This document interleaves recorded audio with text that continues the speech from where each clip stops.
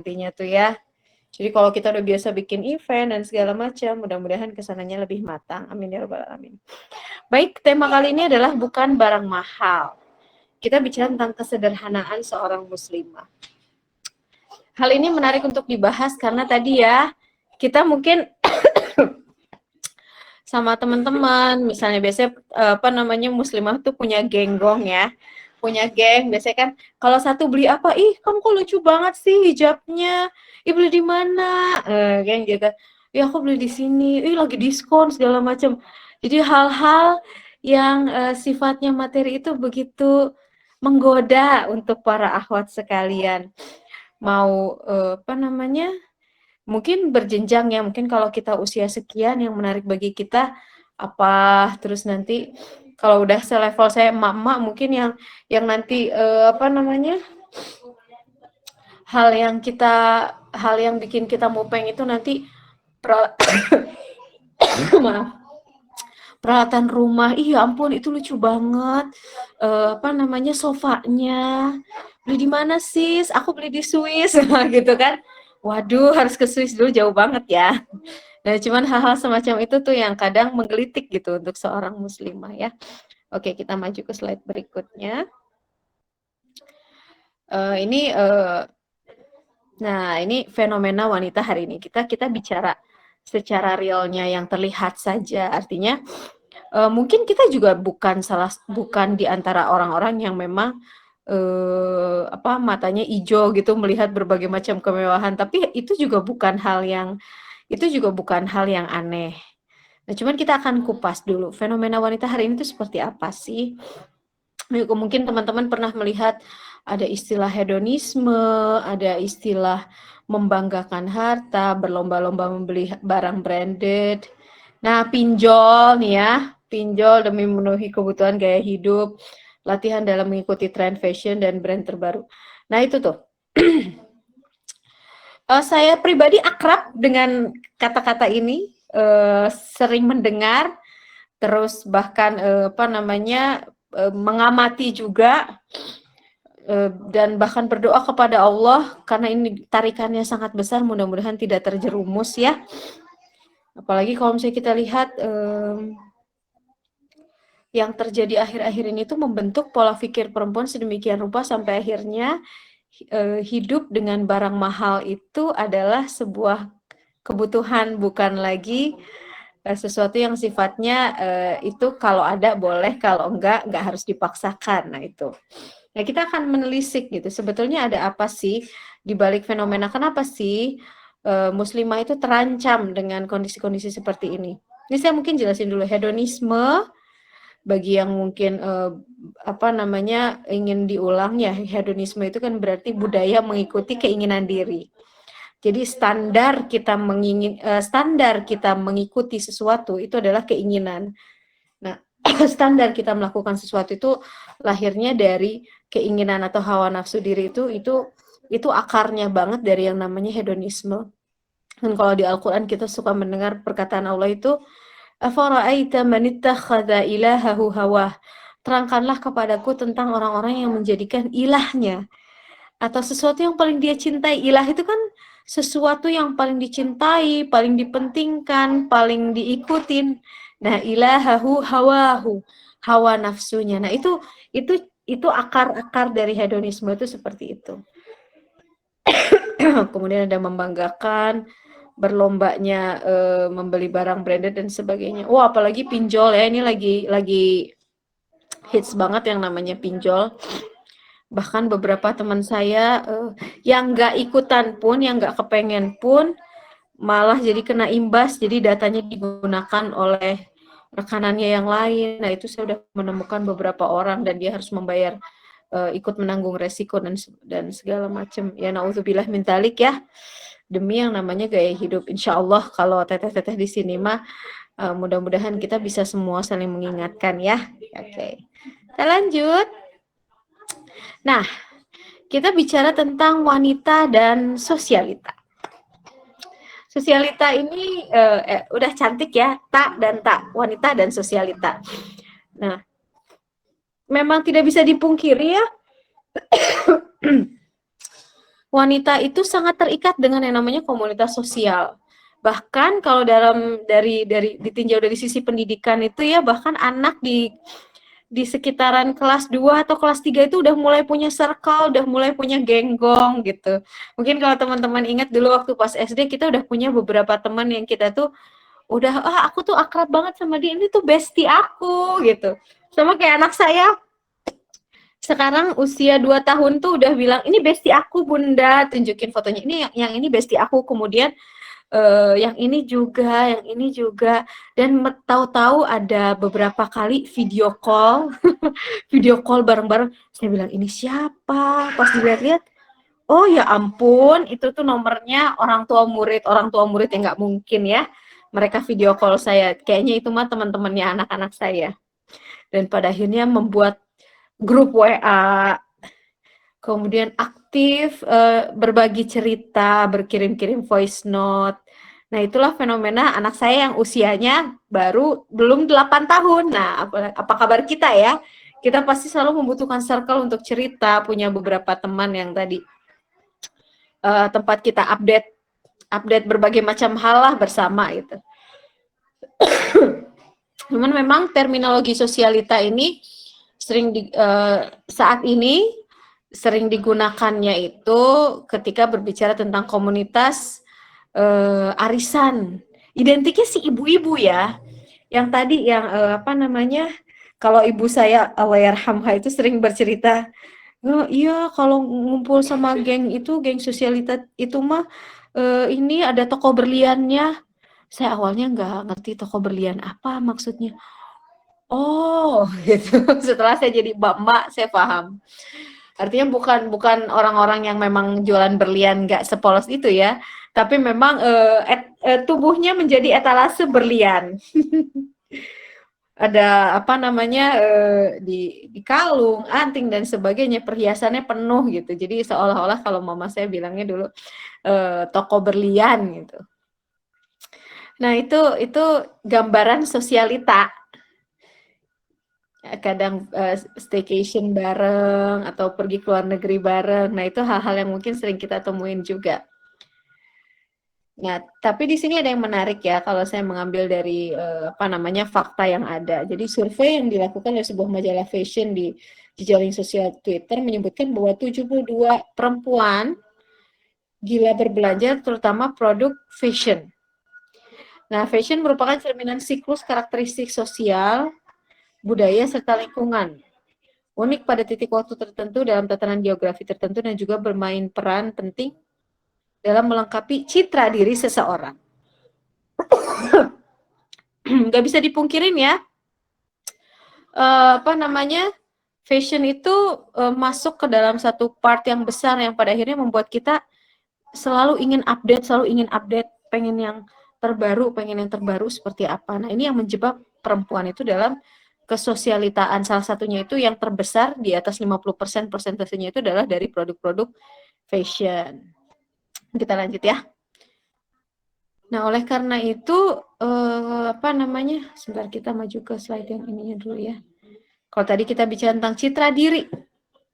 Jadi pada akhirnya barang-barang mahal itu kalau kita bicara fenomena sekarang ya, itu tuh menjadi citra diri dan nggak sadar kita juga pada akhirnya mencitrakan diri kita dari apa yang kita pakai dan dari harga maaf ya, bukan apa yang kita pakai saja, dari harga barang-barang yang kita kenakan atau kita gunakan. Nah, inilah yang disebut dengan pembentukan citra diri. Jadi citra diri ini sendiri, bahkan citra diri itu ya sekarang sudah menjadi bagian tertentu dalam ilmu psikologi. Jadi diteliti betul bagaimana seseorang itu memandang dirinya. Dan ini erat kaitannya dengan yang namanya rekayasa sosial. Nah, ini kita bicara tentang keilmuan lagi ya. Jadi kadang citra diri seseorang itu nanti ditentukan oleh bagaimana sekelompok orang mau merekayasa tren misalnya. Apalagi sekarang ada yang namanya buzzer. Buzzer itu bukan hanya untuk, mohon maaf, aliran politik tertentu, bukan. Bahkan buzzer itu itu bisa mendukung yang namanya public figure. Bukan hanya public figure, tapi memang produk tertentu. Mereka berani bayar sekian puluh juta untuk punya buzzer terhadap satu produk tertentu. Jadi mereka bisa nge-share, mereka ngomen dan segala macam. Nah, itu tuh bagian dari yang namanya manipulasi sosial atau kita mengenalnya dengan rekayasa sosial. Dan parahnya kita suka terjebak di situ gitu. Kan kayak misalnya gini. Ada yang hits barang mahal A gitu. Terus dia modalnya gede. Wah, dia bisa sewa dia bisa menggunakan jasa buzzer sekian banyak, belum lagi influencer yang kalau kita lihat yang namanya endorsement. Itu kan sebetulnya terekayasa ya. Artinya dia sebenarnya mau jualan produknya. Tapi secara psikologis itu sering banget memaparkan diri ke kita si barang itu teh jadi sering terlihat pada akhirnya ih kalau nggak kayak gitu aku tuh ketinggalan zaman. Nah, itu yang sering terjadi tuh. Kalau nggak kayak gitu aku tuh cupu jadinya teman-teman aku udah pada beli itu gitu. Nah, makanya kadang rekayasa sosial ini membentuk citra diri kita sehingga apa barang mahal itu pada akhirnya uh, secara secara apa ya secara tidak langsung bahkan secara memaksa itu ya jadi kebutuhan padahal sebenarnya nggak gitu-gitu banget juga gitu. Kalau ini ya kemudian kita juga bicara itu pengaruhnya itu juga dari media sosial ya. Jadi angka pengguna media sosial wanita itu di angka 80% ke atas di Indonesia dari pengguna internetnya. Perempuan itu 80% perempuan. Jadi apa kabar ketika misalnya kita itu masuk perangkap dari rekayasa sosial tadi ya teman-teman ya. Nah, meskipun ini perspektifnya secara netral disampaikan bahwa media sosial dapat menjadi sarana untuk eksistensi diri, menampung pemikiran dan melepas pemikiran. Nah, menampung pemikiran dan melepas pemikiran itu juga bisa direkayasa gitu. Kemudian tentang hiburan atau kepuasan. Nah, jadi kepuasan terhadap barang-barang mahal itu juga kadang-kadang ditampilkan oleh orang-orang yang mungkin mereka ingin menampilkan itu gitu. Kayak misalnya, aduh baru beli, alhamdulillah dapat barang ini, terus kita itu yang pengen banget, ya ampun, apa, iPhone sekian, itu idaman banget ya, gitu. Nah itu lumayan itu. Kemudian media sosial menjadi sarana yang efektif untuk berbagi atau sharing, publikasi karya, membentuk komunitas dan sarana edukasi pemikiran alternatif atau kritis. Ini seperti yang dilakukan oleh teman-teman. Teman-teman punya Instagram, teman-teman mampu membuat sebuah kajian. Menurut saya ini penggunaan media sosial untuk mengendalikan pikiran ke arah yang positif. Nah, mudah-mudahan kita tidak terjebak terhadap dikendalikan oleh media sosial ke arah yang tadi membuat kita agak sedikit serakah dengan yang namanya kehidupan dunia. Nah, itu di situ jebakannya. Sampai sini teman-teman mudah-mudahan masih bisa ngikutin ya. Halo-halo dulu atuh di chat. Assalamualaikum. Jawab salam dulu. Ini Masya Allah semangat ya jam 8 ya. Waktunya perempuan mungkin apalagi yang sudah berumah tangga jam seginian mungkin ya santuinya ya. Oke, bisa kita lanjut? Boleh jawab di chat dulu. Let's go. Boleh, Kak. Let's go ya. Bismillah ya. Lanjut. Oh, maaf sebentar. Ada yang terlewat. Nah, ini. Ini kita bicara tentang wanita zaman ini ya. Mudah-mudahan teman-teman tidak termasuk. Nah, wanita hidup di zaman ini tapi tidak termasuk yang bermasalah, maaf. Jadi, karena kondisi tadi, kita itu sering terjebak dalam kondisi apa? Kalau di sini dibilangnya sejak tahun 86 hingga saat ini, 86 itu tahun lahir saya ya. Saya sekarang berarti di usia berapa, teman-teman bisa menghitung sendiri. Nah, berarti penelitian itu dimulai dari tahun itu. menunjukkan bahwa manusia modern 5 kali lebih stres daripada manusia di era sebelumnya, khususnya perempuan. Nah, ini menjadi problem dunia karena faktornya perempuan tuh 3 kali lebih rentan stres daripada laki-laki. Apalagi dengan yang tadi rekayasa sosial tadi. Coba kebayang nggak teman-teman? 2 tahun pandemi itu kalau teman-teman saya yang pebisnis aja, itu mereka udah stresnya luar biasa gitu, yang mungkin biasanya omsetnya gede, tapi merosotnya itu jauh sekali, sehingga secara umum juga terlihat level ekonomi di sekeliling kita juga itu emang susah gitu. Kayak beberapa waktu yang lalu tuh, waktu pas ya zaman-zaman pandemi ini ya, beberapa orang tuh datang ke rumah saya, bahkan ada bapak-bapak dengan wajahnya, "Bu, punten, saya tuh mau jual seragam anak saya." "Buat apa, Pak?" kata saya teh. "Saya tuh mau beli buku, mau ini buat anak-anak." Ketika kemarin-kemarin mau masuk sekolah itu ya. "Tapi saya, ini seragamnya ada yang masih bagus, mau saya jual." Aduh, saya teh miris banget. Eh, ya pandemi itu sebegitu berdampak gitu.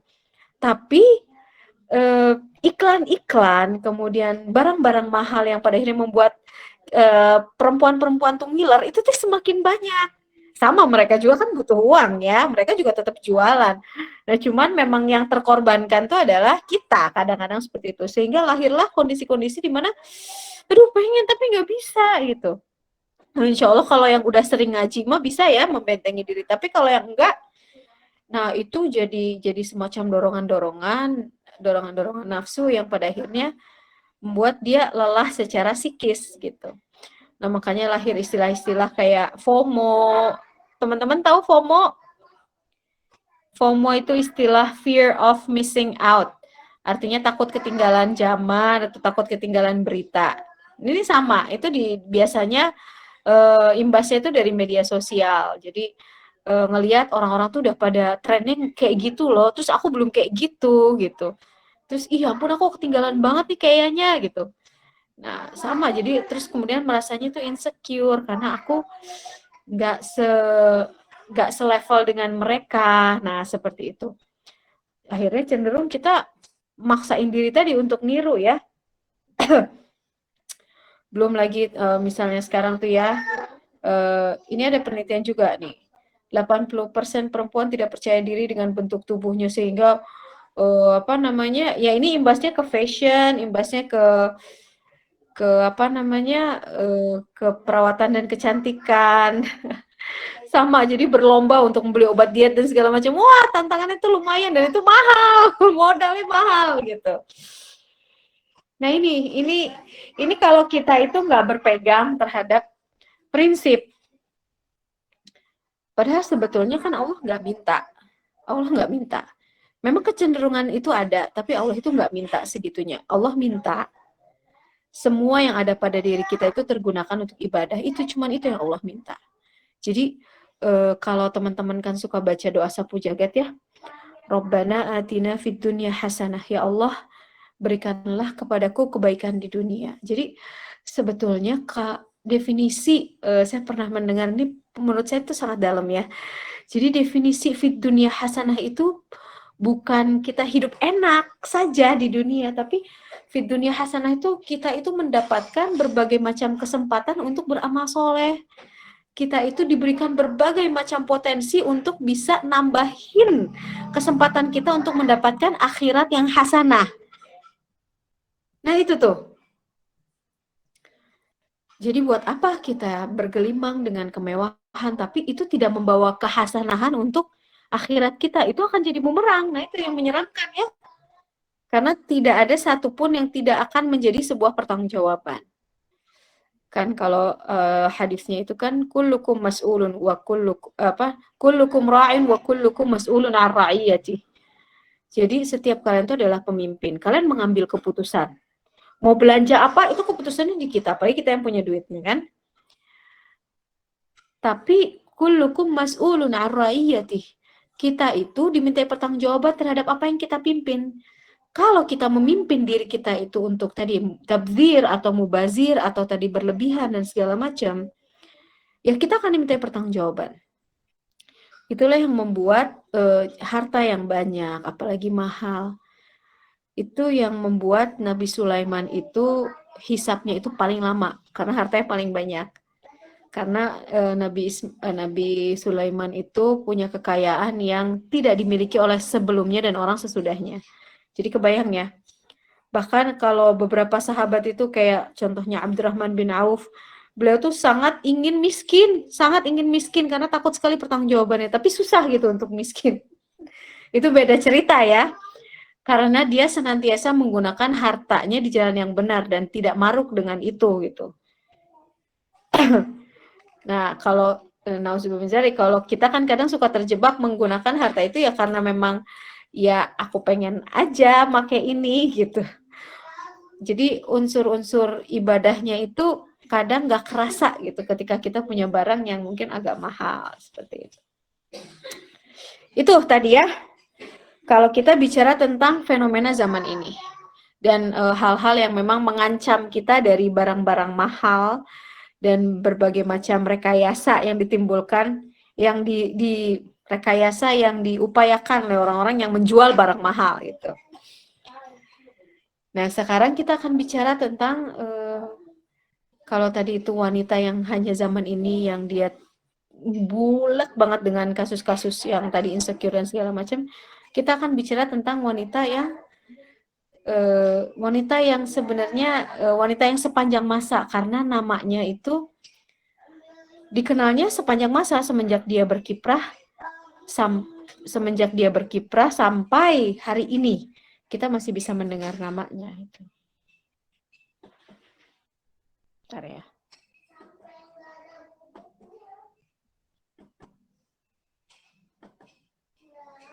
Nah, mereka ini adalah wanita-wanita yang pernah mendapatkan nikmat yang besar berupa kemewahan atau hal-hal yang memang sangat diinginkan oleh orang kebanyakan. Tapi mereka itu adalah pemimpin-pemimpin surga. Pemimpin wanita di surga. Nah, ini menarik ya. Kalau misalnya kita ngelihat, siapa yang tidak kenal dengan Khadijah binti Khuwailid? Siapa itu Khadijah binti Khuwailid? Pada tahu pasti ya. Halo, halo. Cek dulu mau jawab siapa Khadijah binti Khuwailid. Ayo jawab di kolom chat dulu.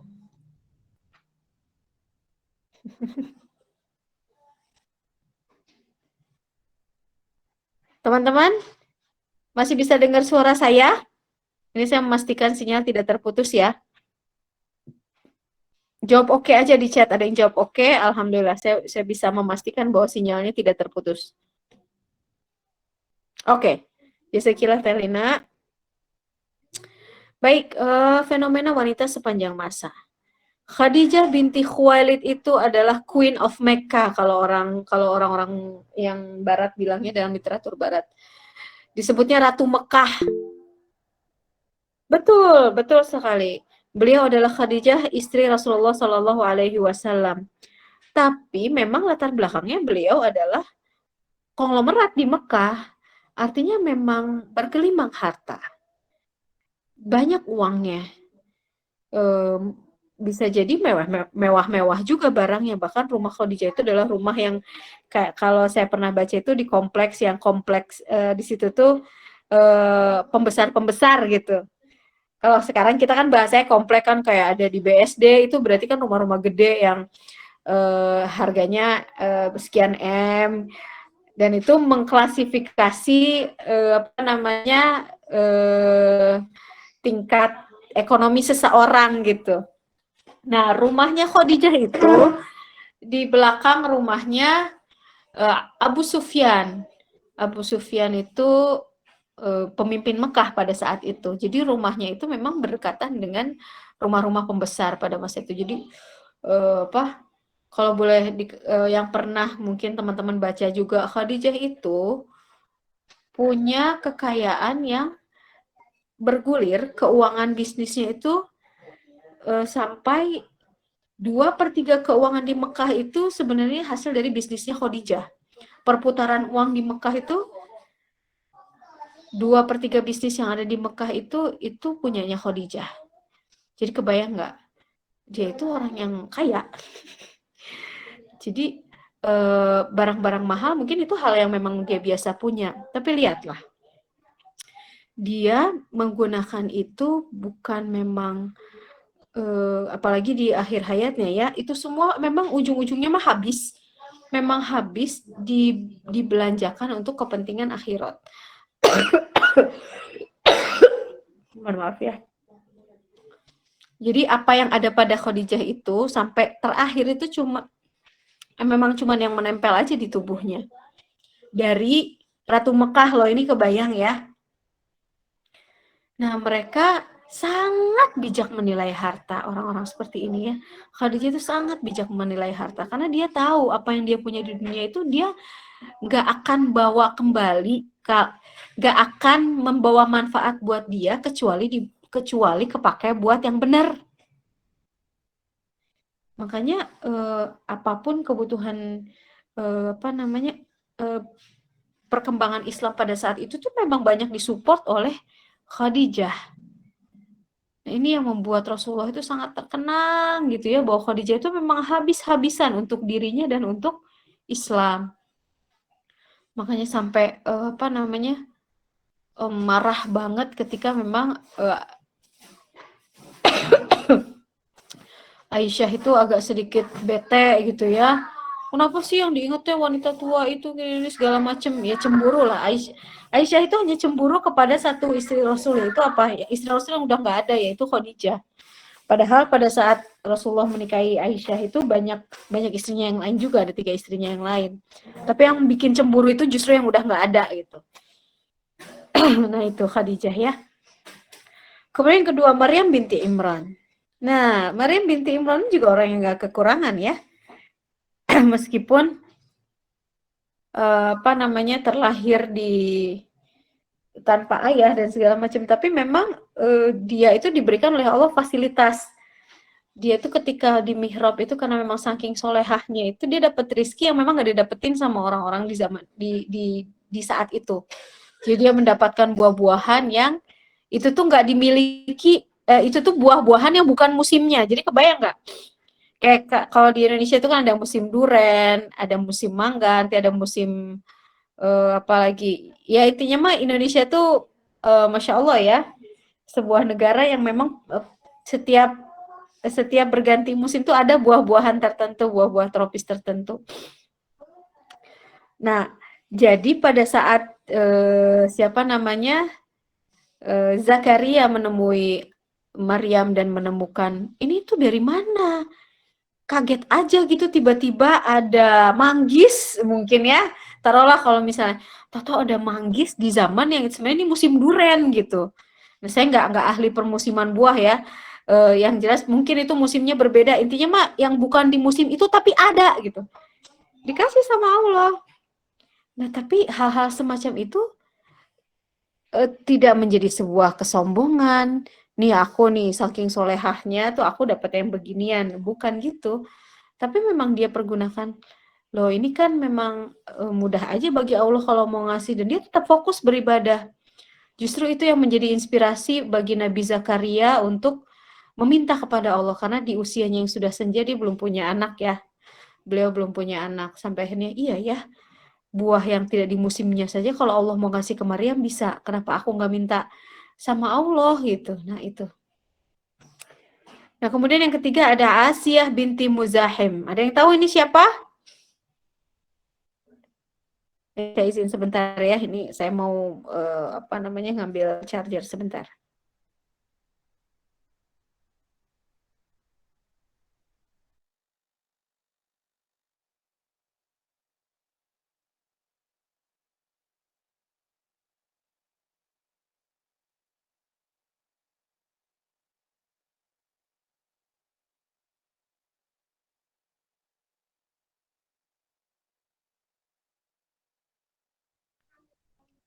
Saya sambil lanjut ya.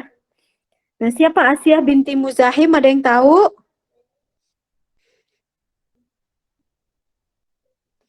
Asiyah binti Muzahim adalah istri Firaun. Yang kita tahu Firaun tuh udah top markotopnya orang yang dilaknat sama Allah. Tapi istrinya Asiyah binti Muzahim itu top markotopnya wanita yang dicintai oleh Allah. Kebayang nggak sih? Ini dua kutub yang sangat apa namanya berbeda gitu, tapi mereka disatukan dalam sebuah rumah tangga. Nah, ini punya kapasitas tersendiri ya Asiyah ini ya. Kalau kita kaitkan dengan tema hari ini, kita bicara tentang bukan barang mahal, artinya identik dengan kemewahan. Asiyah itu dulu di dunianya dia ratu. Kayak ratu istri Firaun kan, Firaun itu kan raja ya. Berarti Asiyah adalah ratu. Nah, dia ratu di dunia, tapi juga ternyata oleh Allah diangkat menjadi ratu di surga. Artinya kekayaan di dunia tidak membuat dia itu nggak jadi orang yang apa namanya, bukan jadi orang yang sombong atau memang terlena dengan keratuannya itu, enggak gitu Asia. Artinya Asia itu sangat bijak menggunakan kekuasaannya bahkan untuk menginspirasi penduduk Mesir bahwa dia adalah orang yang beriman. Jadi ketika Musa itu datang kembali setelah menjadi nabi, kan Musa dibesarkan memang oleh Asia dan Firaun. Nah, setelah itu Musa itu kan pergi ke Madian setelah beberapa tahun sampai akhirnya diangkat oleh Allah menjadi nabi. Kembalilah ke Mesir. Kembalilah ke Mesir. Yang pertama kali dia temui itu adalah ibu angkatnya, yaitu Asiyah binti Muzahim. Pas dia cerita tentang apa yang dibawa oleh Musa, tentang risalah dari Allah dan segala macam, Asiyah mengimani. Asiyah mengimani dan bahkan ketika apa namanya ada perang sihir antara Musa dan Firaun, juga penyihir-penyihirnya Firaun, Asiyah bahkan mengumumkan keimanannya di situ. Aku beriman kepada Tuhannya Musa. Sampai akhirnya penduduk Mesir itu banyak sekali yang pada akhirnya terpengaruhi. Iya ya, Musa itu betul dengan apa namanya mukjizat yang diberikan oleh Allah dari tongkatnya dan segala macam. Nggak mungkin Musa itu bohongan. Gak mungkin dia tuh penyihir, dia tuh pasti utusan Allah. Apalagi diperkuat dengan statementnya, dengan pernyataan Asiyah binti Muzahim. Nah, makanya itu yang menjadikan dia adalah salah satu ratu di dunia dan juga ratu di surga. Padahal dia kaya raya ya. Artinya harta tidak membuat dia itu menjadi terhina gitu. Kemudian terakhir adalah Fatimah binti Muhammad. Udah jelas dari namanya ya. Fatimah binti Muhammad, putrinya Rasulullah.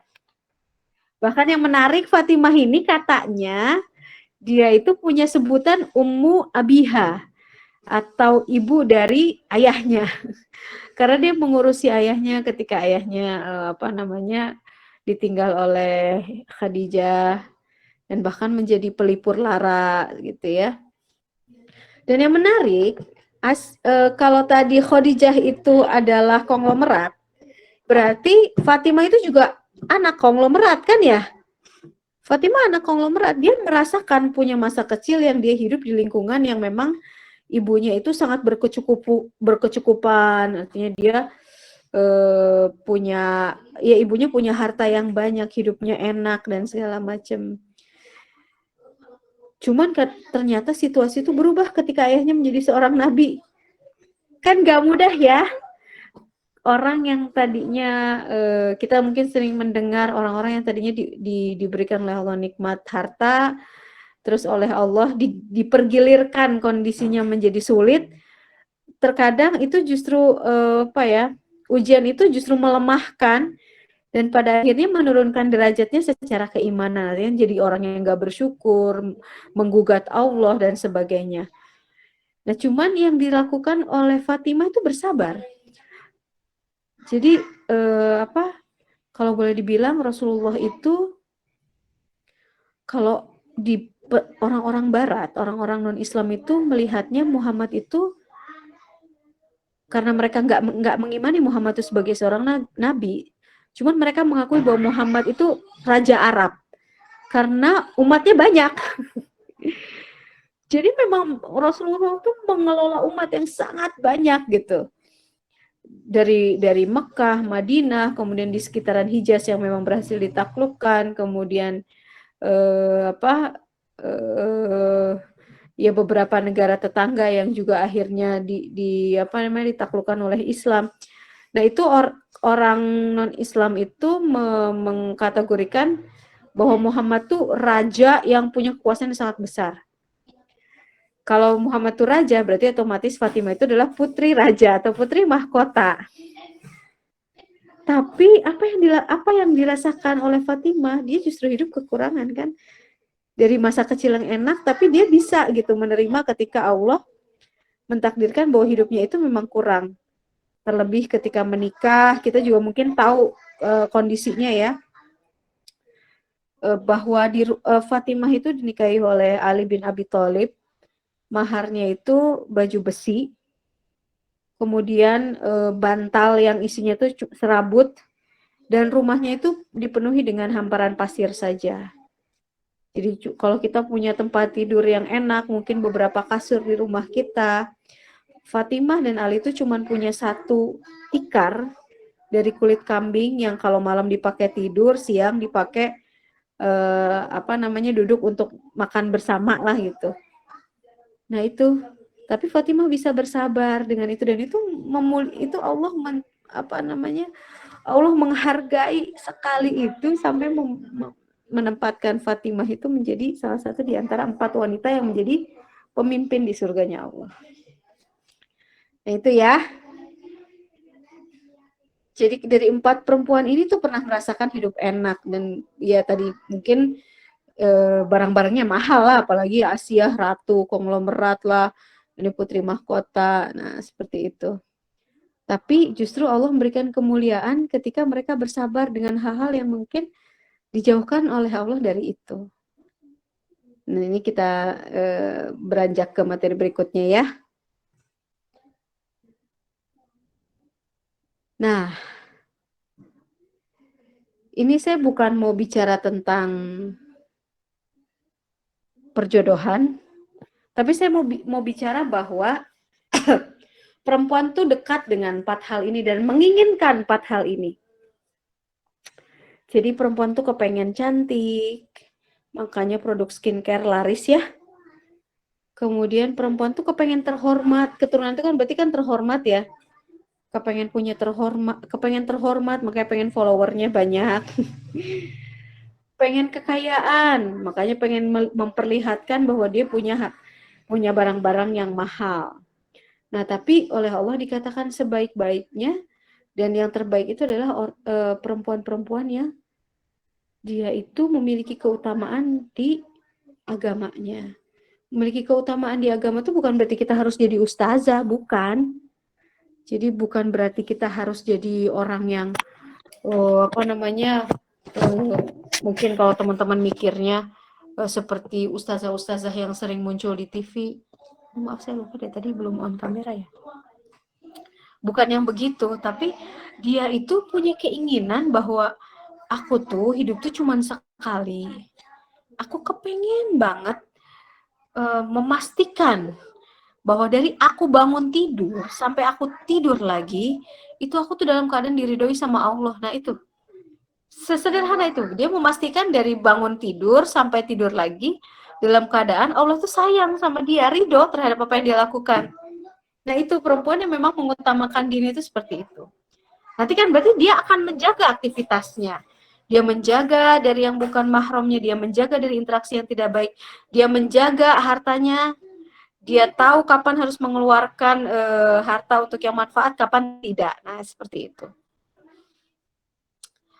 Kemudian ini, ad-dunya mata'un wa khairu mata'ud dunya al-mar'atus salihah. Jadi dunia itu memang perhiasan. Dan sebaik-baik perhiasan itu adalah wanita yang salihah. Jadi perempuan itu memang perhiasan. Jadi makanya dia tuh seneng kalau terlihat cantik, baik gitu ya. Kemudian terlihat, ya namanya perhiasan itu identik dengan kemewahan ya. Nah, ini saya mau bilang gini. Itu sangat fitrah ketika teman-teman menyukai yang namanya kemewahan. Seperti yang kita bahas tadi di awal ya, cenderung hanya saja yang fenomena-fenomena yang di awal kita bahas, yang sampai pinjam online dan segala macam, dia tidak berhasil mengelola kecenderungannya terhadap yang indah-indah, sehingga itu menjadi amal soleh buat dia. Nah, beda dengan wanita sepanjang masa tadi ya, yang 4 tadi, mereka berhasil mengelola apa yang memang mereka miliki menjadi sarana untuk ibadah. Nah, itu.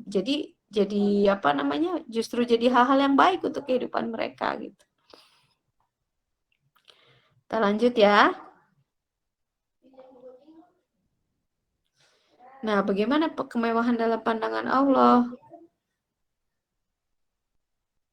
Nih, fitrah sebetulnya, kalau dalam Al-Quran disebutkan zuyyina linnasi hubbus syahawati minan nisa'i wal banin wal qanatiril muqantarati minadh dhahabi wal fiddah. Jadi dijadikan indah dalam pandangan manusia kecintaan terhadap apa-apa yang diingini. Itu lawan jenis, anak-anak, harta yang banyak ya. Dari jenis emas, perak, kuda pilihan itu kan hal-hal yang mewah. Artinya memang kita dikasih oleh Allah kecenderungan untuk itu. Tapi Allah memang udah ngingetin juga ya, itulah kesenangan hidup di dunia dan di sisi Allah lah tempat kembali yang baik. Artinya Allah tuh mau ngasih warning. Hal-hal semacam itu harus bisa membawa kalian supaya kembali ke tempat yang baik. Jadi kemewahan itu bukan berarti dia terlarang, tidak. Rasulullah aja kudanya adalah kuda yang terbaik, terus bajunya juga baju perang yang terbaik. Artinya itu kan kalau dikategorikan dalam apa namanya, kalau mobil gitu ya, mungkin itu udah mobil-mobil yang setara Ferrari atau apa gitu Rasulullah punyanya tuh. Kalau motor mungkin udah itu tuh levelnya Ducati mungkin ya. Nah, itu Rasulullah itu memiliki barang-barang mewah seperti itu. Tapi itu untuk kembali di sisi kepada Allah di sisi untuk supaya bisa kembali kepada Allah dengan kondisi yang terbaik gitu. Jadi kepakainya itu untuk hal-hal yang benar gitu. Sesimpel itu kita memahami ketika kita menginginkan barang-barang yang bagus. Gitu. Nah, gambaran surga penuh perhiasan. Nah, makanya tadi ya, 4 wanita penghulu surga tadi itu, kalau yang kita tahu Khadijah itu kan dijanjikan oleh Allahnya apa? Jadi Khadijah itu udah dikasih iklan sama Allah tentang apa-apa yang dia dapetin di surga. Katanya gini, Khadijah nanti kamu di surga itu dapat sebuah istana yang itu tidak ada kegaduhan dan tidak ada kelelahan. Terbuat dari permata, mutiara, dan segala macam. Nah, itu tuh kan kemewahan banget ya. Dan Khadijah itu dijanjikan itu dan itu sangat menarik. Gitu. Dijanjikan itu karena Allah tahu bahwa itu sangat diinginkan oleh perempuan. Sama kayak Asiyah juga kan sebelum ditimpakan batu oleh Fir'aun. Jadi Asiyah itu akhir hidupnya itu justru dieksekusi oleh suaminya sendiri. Dia ditimpakan batu yang sangat besar sampai akhirnya membuat tubuhnya hancur. Cuman yang menarik, jadi ajudan-ajudannya Fir'aun tuh mereka menggosip pas lagi setelah Asiyah itu dieksekusi. Tau gak sih perempuan tuh udah gila. Kenapa gila? Masa ini batu udah mau nyampe ke badannya, udah mau dilemparin, dia tuh malah senyum-senyum. Asia dibilang gila gitu karena senyum-senyum. Oh, ternyata keterangannya yang kita dapatkan dari hadis, jadi Asia itu oleh malaikat sudah ditampakkan rumahnya nanti di surga seperti apa, betapa mewahnya, betapa indahnya. Jadi memang hal-hal yang sifatnya kemewahan tuh menarik sekali buat apa namanya, buat kita ya, buat perempuan. Nah, sekarang gimana caranya supaya kita bisa mengelola itu sehingga tidak menjadi bumerang untuk diri kita sendiri. Nah, kita harus meriset orientasi kita. Tahu riset, teman-teman? Mengembalikan settingan kepada kondisi awal, itu namanya riset. Jadi kayak misalnya HP pertama kali beli itu dikatakan kondisi fitrah lah ya. Terus sama kita udah diinstalin aplikasi A, B, C, ada sekitar 35 jenis aplikasi kita ya. Dari mulai edit fotonya juga nanti ada yang bisa apa namanya yang bareng-bareng itu ya.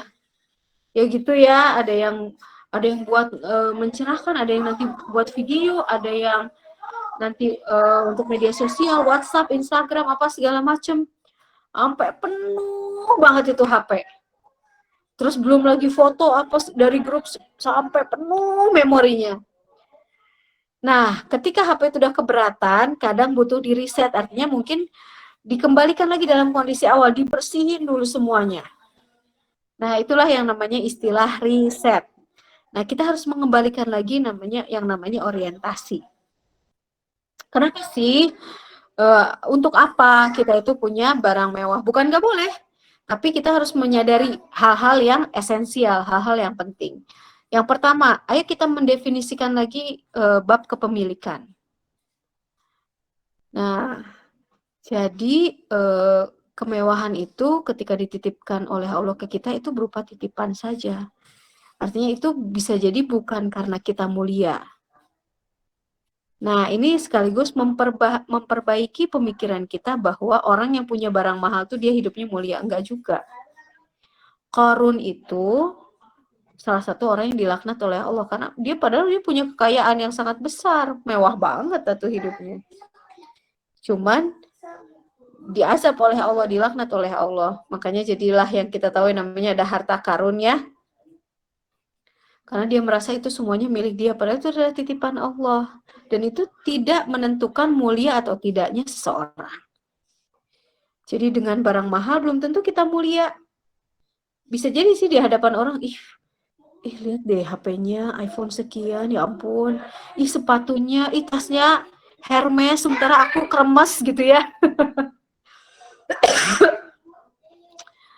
Itu tuh kadang-kadang membuat orang berpikir bahwa wah dia orang gedean nih, orang keren nih. Padahal di mata Allah B aja, biasa aja. Selama dia nggak punya amal soleh andalan yang dia bisa banggakan di hadapan Allah, B aja dia tuh. Atau bahkan lebih rendah dari itu. Nah, makanya saatnya kita itu dalam bab harta, kita itu berburunya itu berkah. Jadi berkah itu apa sih gitu? Dari apa yang kita miliki? Oh, alhamdulillah apa yang aku punya ini berkah. Aku punya rumah tuh berkah loh, sering dipakai pengajian. Dan aku menggunakan rumah ini memang bukan untuk menunjukkan kemewahan, tapi gimana caranya ini bisa jadi tempat ibadah aku, anak-anak aku gitu kan ya, keluarga aku. Nah, itu yang dinamakan berkah. Kalau bahasa ulama, berkah itu adanya kebaikan yang menetap dan berkembang dari satu hal. Jadi kalau teman-teman punya HP-nya berkah, dari situ teman-teman bisa punya banyak sekali ilmu dan bahkan bisa menambah manfaat yang sangat banyak buat orang lain. Nah, itu tandanya HP-nya itu berkah gitu. Nah, kedua membawa maslahat untuk umat tadi yang saya bilang ya. Harta yang dimiliki oleh siapa? Abdurrahman bin Auf misalnya ya, atau Utsman bin Affan tuh berkah sekali. Bahkan sampai hari ini itu masih nyisa katanya hartanya Utsman bin Affan itu ya. Berkah sekali untuk umat Islam gitu. Apalagi dia pernah membeli yang namanya sumur untuk umat Islam. Dia beli sumur, itu diminum oleh umat Islam, dipakai beribadah, dipakai berjihad. Wah, pokoknya pahalanya numpuk. Nah, itu kemewahan yang jadinya itu berkah banget. Nah, tapi gimana kalau ternyata sama Allah belum diamanahi harta yang banyak, padahal kita pengen misalnya menggunakan itu tadi supaya berkah, supaya banyak manfaat yang kita bisa bagi ke orang lain. Ya hayu, kita berlomba untuk qanaah. Artinya apa? Qanaah itu merasa cukup dengan apa yang diberikan oleh Allah. Sederhananya tuh gitu. Jadi apa yang Allah kasih itu sudah jatahnya dan memang itu yang kita butuhkan. Yang jadi masalah itu kalau kita mikir bahwa apa yang dikasih sama Allah tuh nggak cukup buat kita menjalankan aktivitas sebagai seorang manusia dan sebagai seorang hamba. Nah, ini salah. Karena nggak mungkin. Allah itu memberikan kita kehidupan dan memberikan kita tugas untuk beribadah tanpa melengkapi dengan fasilitasnya, itu nggak mungkin. Berarti Allah itu zolim. Tapi kan nyatanya Allah itu sangat adil, apalagi sangat penyayang dan maha pemberi ya. Al-Wahhab kan Allah itu. Berarti ketika Allah itu menugaskan manusia untuk beribadah, kemudian memberikan nyawa kepadanya, dengan itu kita menuntut ilmu, dengan itu kita bekerja, Allah pasti melengkapi dengan fasilitasnya. Adapun cukup atau tidak kadang-kadang itu persepsi di kitanya gitu. Nah, makanya diajarkan untuk qanaah, merasa cukup dengan apa yang diberikan oleh Allah. Dan bahkan, nah di level berikutnya bersyukur. Bersyukur itu sampai, aduh ya Allah, yang kayak gini tuh ternyata nikmat ya, kita diuji dengan misalnya belum punya banyak harta tapi punya banyak kebutuhan misalnya, enggak apa-apa. Ayo kita nikmati bahwa ini sebagai, oh ini cara Allah untuk mengajak saya itu untuk bersyukur. Karena dengan bersyukur satu, la in syakartum la azidannakum, dengan bersyukur nikmat itu akan ditambah. Tapi memang bersyukur itu enggak semudah lisan. Makanya ada bicara tentang berkorban untuk bersyukur ya. Jadi bersyukur itu bahkan kita tuh berani itu memberikan apa yang dicintai, apa yang kita cintai untuk memang sebagai jalan ibadah kita. Nah, itu. Wujud syukurnya teman-teman dengan dengan HP yang diberikan oleh Allah, berarti ada kuota yang habis dipakai untuk kajian kayak gini. Nah, itu berkorban kan teman-teman ya. Nah, tapi itulah wujud syukur kita terhadap apa yang diberikan oleh Allah. Sesederhana itu. Jadi wujud syukur kita terhadap tubuh yang masih sehat gitu. Buat orang yang sakit, punya tubuh yang sehat tuh mewah loh. Buat orang yang sedang terbaring, tidak berdaya, nggak bisa bangun. Buat mereka, orang-orang yang bisa jalan tuh sebuah kemewahan. Nah, makanya pakai itu semua untuk hal-hal yang benar, karena memang nanti akan dimintai pertanggungjawabannya kok gitu. Bahkan tangan dan kaki aja akan bicara terhadap apa yang mereka lakukan selama di dunia ya. Nah, mudah-mudahan kita termasuk orang yang bisa mempertanggungjawabkan itu. Nah, teman-teman, alhamdulillah materinya saya rasa sudah selesai ya. Nah, ini ada sekedar penutup. Jadi barang siapa yang memperbagus hal-hal yang tersembunyi, artinya mungkin hatinya, amalnya, keimanannya, Allah akan cantikkan, Allah akan baguskan. Bisa jadi itu juga terlihat mewah apa yang tampak darinya. Nah, barang siapa yang perbaiki hubungannya dengan Allah, niscaya Allah akan baikkan hubungannya dengan sesama. Nah, barang siapa yang disibukkan oleh urusan agamanya, maka Allah akan mencukupkannya dalam perkara dunia. Jadi teman-teman gak usah takut. Rizki itu akan mengikuti manusia itu seperti bayangan. Apalagi kalau kita itu banyak berbuat kebaikan. Insya Allah Allah akan jamin dan memberikan yang lebih baik dari itu. Begitu ya. Jazakumullah khairan katsiran sudah mendengarkan. Mudah-mudahan tadi banyak manfaat yang bisa diambil buat teman-teman sekalian. Dari saya mungkin itu saja. Saya kembalikan lagi kepada